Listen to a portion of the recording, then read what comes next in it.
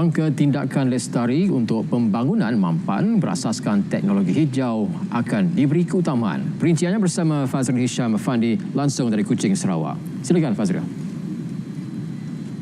Terima kasih Otto.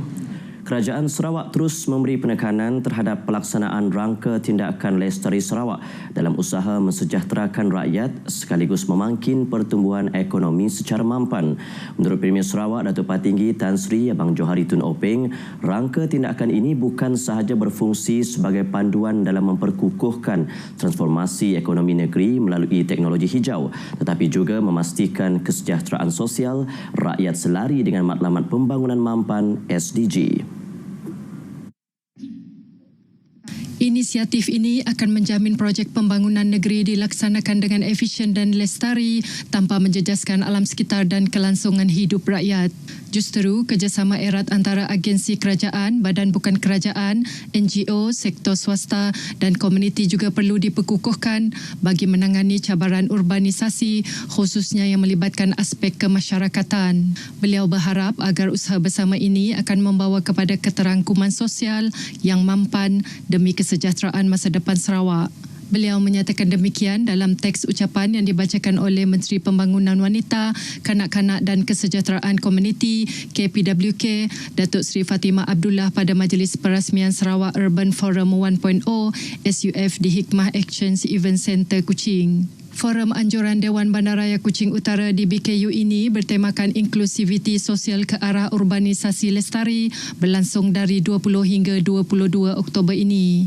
Ia memberi ruang kepada peserta untuk berkongsi idea dan pandangan berkenaan cabaran urbanisasi dan kelestarian.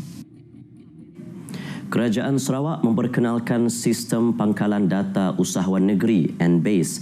Menurut Timbalan Premier Sarawak Datuk Amar Awang Tengah Ali Hassan, NBase akan berfungsi sebagai platform sehenti yang menjana laporan dan analisis untuk Kerajaan Sarawak.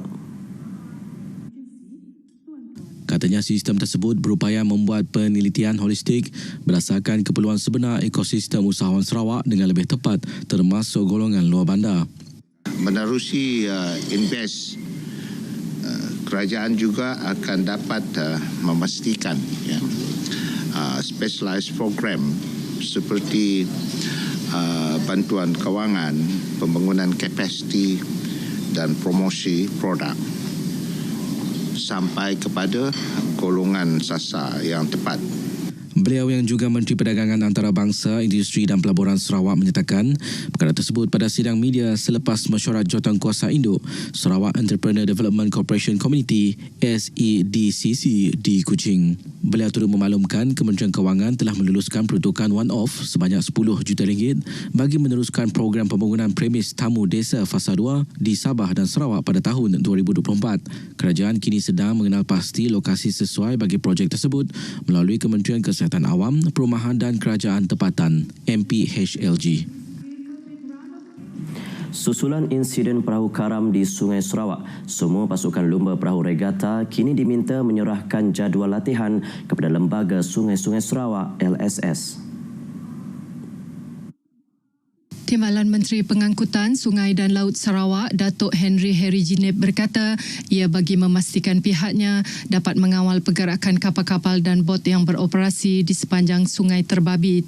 Ia berupaya mengurangkan risiko perahu karam akibat gelombang besar dihasilkan oleh pergerakan kapal. Selain itu, beliau turut meminta setiap pasukan regata untuk memilih hanya pendayung yang mahir berenang bagi memastikan kejadian serupa tidak berulang.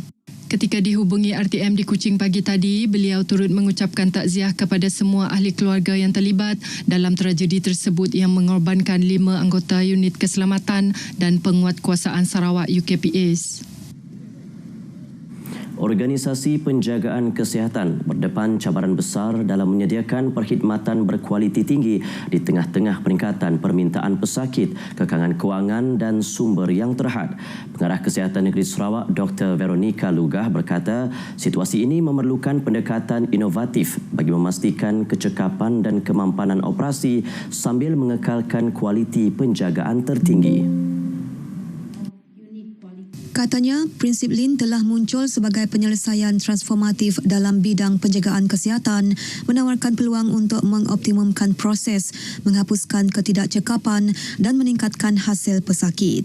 Prinsip ini, katanya, terbukti menjadi pemangkin kepada perubahan positif sama ada di pusat perubatan atau klinik desa. Beliau berkata demikian semasa merasmikan Persidangan Penjagaan Kesihatan Borneo Lean, anjuran Persatuan Pendidikan Perubatan Lepasan Ijazah Miri Hospital Miri dan Unit Kualiti dan Akreditasi Hospital Miri di Pustaka Negeri Sarawak di Miri. Tambah beliau, penerapan rangka kerja Lean bukan sahaja membantu organisasi penjagaan kesihatan bertahan dalam menghadapi perubahan yang dinamik, tetapi juga memastikan mereka terus berkembang dalam misi untuk memberikan perkhidmatan terbaik kepada masyarakat.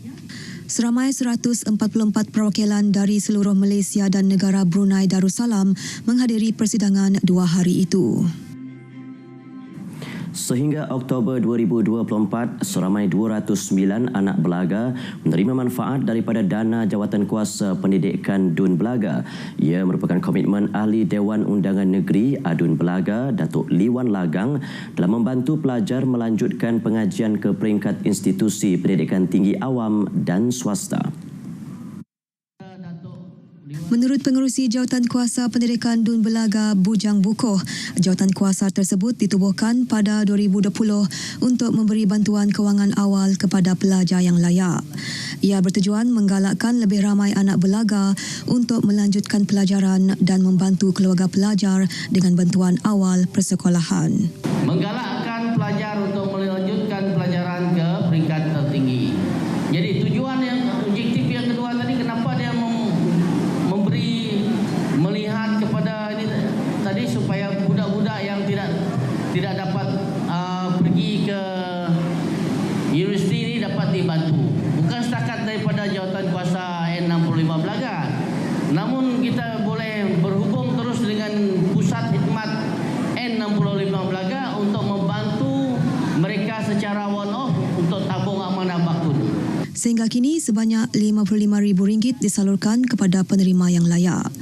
Jawatankuasa ini juga menyokong penganjuran program pendidikan, sukan dan kokurikulum di sekolah-sekolah Dun Belaga termasuk Expo Pendidikan dan Hari Terbuka SMK Belaga. Sementara itu, Timbalan Sektor Perancangan Pejabat Pendidikan Daerah Belaga, Pridi Aceh, mewakili Datuk Liwan Lagang, berucap merasmikan penutupan ekspo tersebut menghargai komitmen berterusan Datuk Liwan dalam menyokong program yang memanfaatkan pelajar. Tanpa sokongan seperti yang dimaklumkan oleh saudara saya Bujang Bukoh sebentar tadi, maka adalah masalah dan kekangan untuk kita melaksanakan program yang sangat bermanfaat kepada anak-anak kita yang ada di sini. Tetapi oleh kerana sokongan padu dan komitmen tinggi daripada Yang Berhormat Datuk, maka masalah dan kekangan itu dapat ditangani dengan baik. Pada majlis tersebut turut disampaikan insentif kepada 17 pelajar cemerlang Sijil Pelajaran Malaysia SPM dan Sijil Tinggi Pelajaran Malaysia STPM 2023. SMK Belaga yang dikategorikan sebagai sekolah pedalaman 1 mempunyai 650 pelajar tingkatan 1 hingga tingkatan 6. RTM Sibu merancang mengadakan pelbagai program radio di lokasi berlainan pada 2025. Menurut Ketua Unit Rancangan RTM Sibu, Jenny Achan, program tersebut akan diadakan sebulan sekali dan lokasinya ditentukan kemudian. Katanya program ini diadakan bagi merapatkan kerjasama dengan rakan strategik termasuk agensi dan jabatan lain, badan bukan kerajaan dan sebagainya. Tahun 2025 ialah yang berhormat, kami semua ngarap ke kita lagi peluang atau program Bagato kasi nak dinamin aja lepas zon dengan Sarawak tu besar. Beliau berucap di program Ngabas Menua Kanawin yang diadakan di Rumah Tabuh Nangangungun Kanawin, dan dalam ucapannya memberitahu sedia memberikan kerjasama kepada RTM Sibu untuk mengadakan program RDL di kawasannya. Katanya selain persembahan hiburan, RDL yang diadakan itu merupakan peluang penduduk setempat merapatkan silaturahim. Perkongsian itu tadi mengakhiri berita dari Sarawak. Dari sungai ke segara, Palestin pasti merdeka. Kembali bersama Otto untuk perkembangan berita selanjutnya. Baik, terima kasih Fazril langsung dari Sarawak.